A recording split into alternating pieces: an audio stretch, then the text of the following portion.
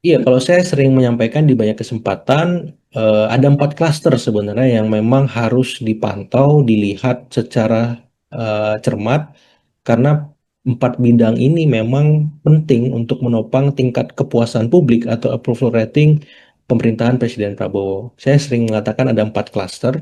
Klaster pertama itu adalah klaster menteri-menteri yang memegang program populis pemerintahan, seperti makan bergizi gratis, kemudian koperasi desa kelurahan merah putih, atau perumahan rakyat yang berapa 30 juta, ya, atau sekolah rakyat, atau cek kesehatan gratis. Nah, di tahun pertama kemarin program-program populis ini sudah mencapai target kuantitasnya, Mbak Nanda.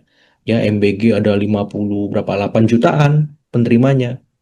Koperasi desa kelurahan merah putih sudah 80 ribuan berdiri, ya, cek kesehatan gratis sudah 30 jutaan penerima. Nah, jadi target-target kuantitas yang sudah tercapai ini, harapan saya di tahun kedua itu kualitasnya harus terjaga.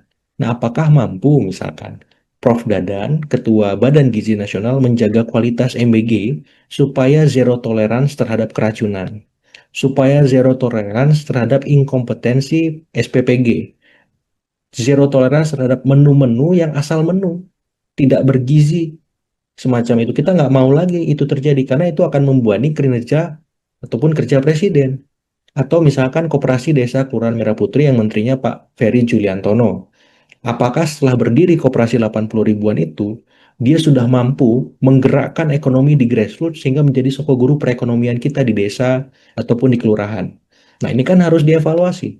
Karena ini menyangkut martabat presiden. Ini program yang ya diusung langsung oleh presiden saat kampanye kemarin.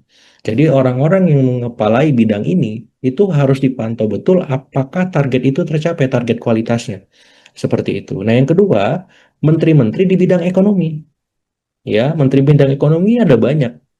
Menteri Investasi dan Hilirisasi, apakah targetnya sudah terpenuhi? Misalkan Menteri Tenaga Kerja, apakah pengangguran kita turun, perluasan lapangan kerja tercapai? Menteri Ekonomi Kreatif, ya, bagaimana menopang ekonomi kita yang masih bergantung kepada misalkan pajak ataupun ekspor migas. Ya, non migasnya gimana nih ekonomi kreatif semacam itu. Ataupun menteri apa lagi?